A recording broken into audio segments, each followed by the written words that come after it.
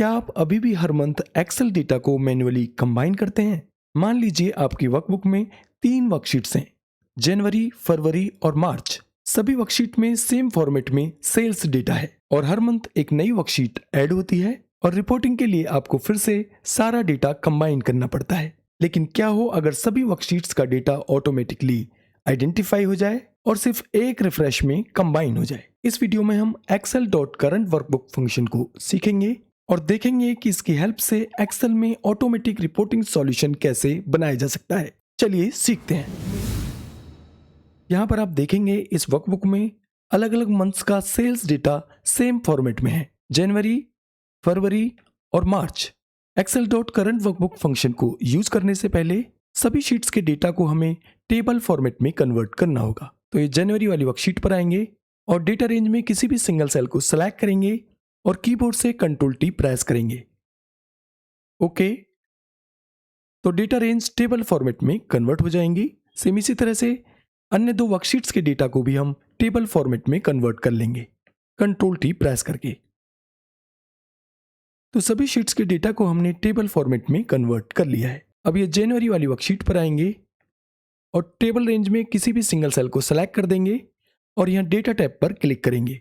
अब यहाँ पर देखिए ये ऑप्शन है फ्रॉम टेबल स्लैश रेंज, इस पर क्लिक करेंगे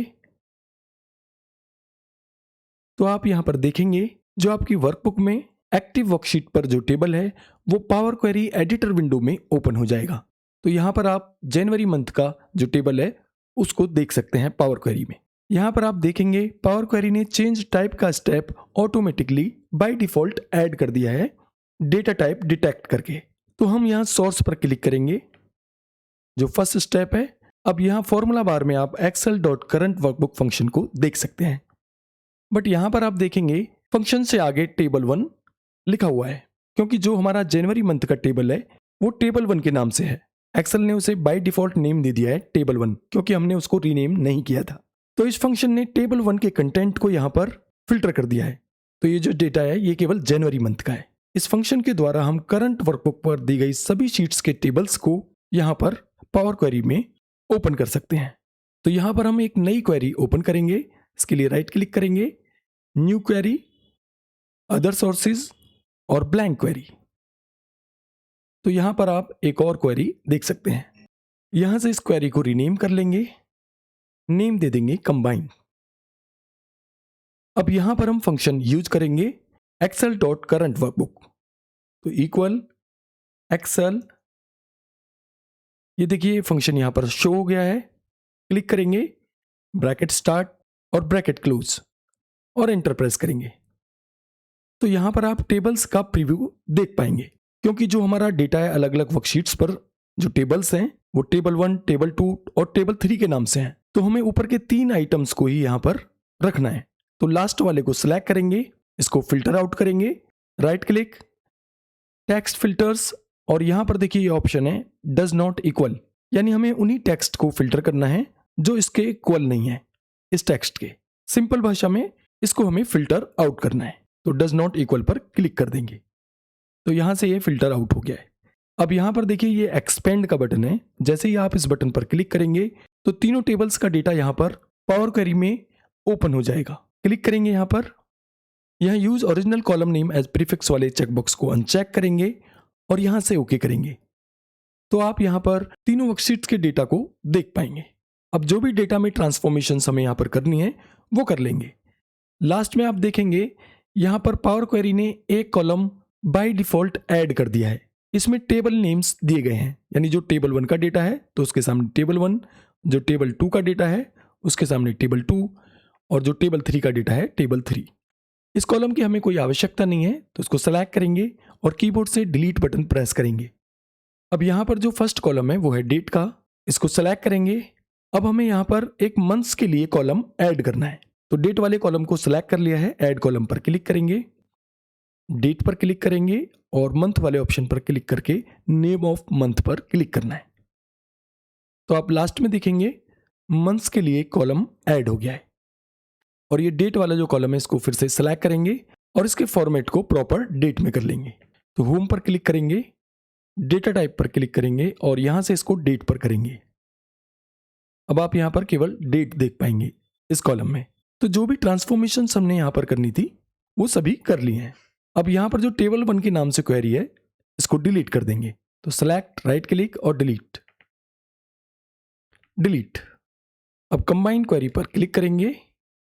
अब डेटा को हमें वापस से एक्सेल में लोड करना है, तो इसके लिए क्लोज एंड लोड पर क्लिक करेंगे। Close and load to. अब यहां पर देखिए ऑप्शन है, आउटपुट के डेटा को आप टेबल में रखना चाहते हैं या पिवट टेबल रिपोर्ट बनाना चाहते हैं। तो हमें टेबल ही चाहिए, तो टेबल वाला ऑप्शन जो है बाय डिफॉल्ट सिलेक्टेड है और यहां से ओके करेंगे। तो आप देखेंगे यहां पर कंबाइन के नाम से एक वर्कशीट ऐड हो गई है ऑटोमेटिकली, और जो तीनों वर्कशीट्स के टेबल्स का डेटा है वो यहां पर अपेंड हो गया है, एक के नीचे एक, जनवरी, फरवरी और मार्च।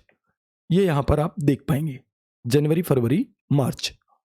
बट यदि हम यहां पर इसको रिफ्रेश करते हैं, ये डेटा पर क्लिक करते हैं और रिफ्रेश ऑल करते हैं, तो आप देखेंगे यहां पर जो नंबर ऑफ रोज हैं वो एकदम जस्ट डबल हो गई हैं, यानी वो एक्यूरेटली नंबर यहां पर नहीं शो कर रही हैं, क्योंकि हमारा जो डेटा है वो जनवरी, फरवरी और मार्च तीनों शीट्स में 20 रोज में है।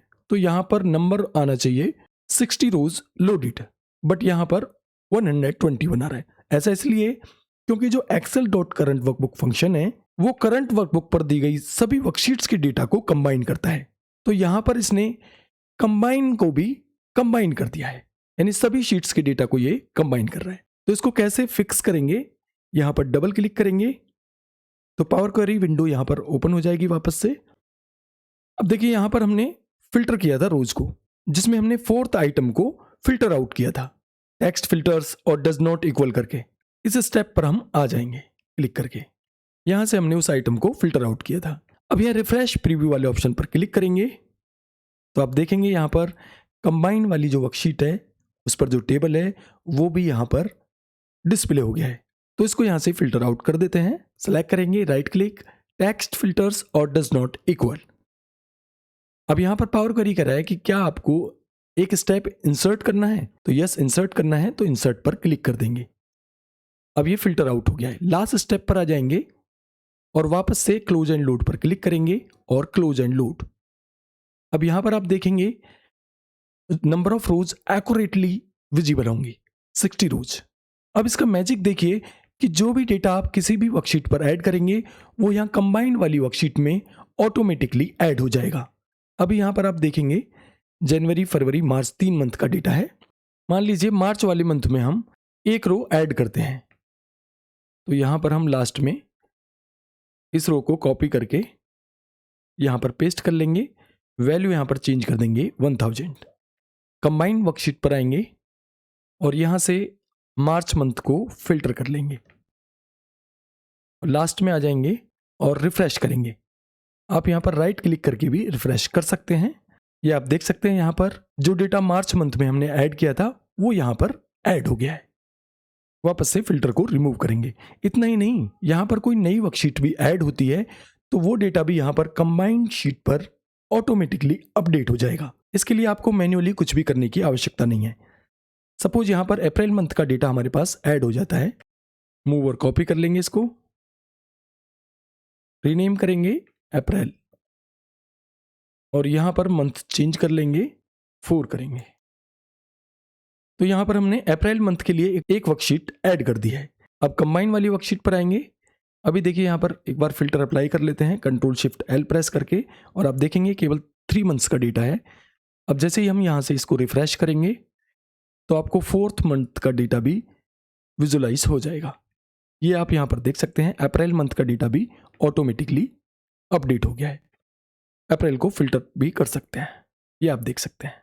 अब इस डेटा से आप कोई भी रिपोर्ट क्रिएट कर सकते हैं जो ऑटोमेटिक होगी। जैसे ही आप न्यू मंथ का डेटा ऐड करेंगे और रिफ्रेश करेंगे तो रिपोर्ट अपडेट हो जाएगी, या फिर किसी भी वर्कशीट के डेटा में कुछ भी ऐड करेंगे, रिफ्रेश करेंगे तो वो भी अपडेट हो जाएगा। तो इस तरह से आज आपने सीखा excel.current वर्कबुक फंक्शन को, जो एक्चुअली पावर क्वेरी का एम कोड है। तो अभी के लिए बस इतना ही। नमस्कार।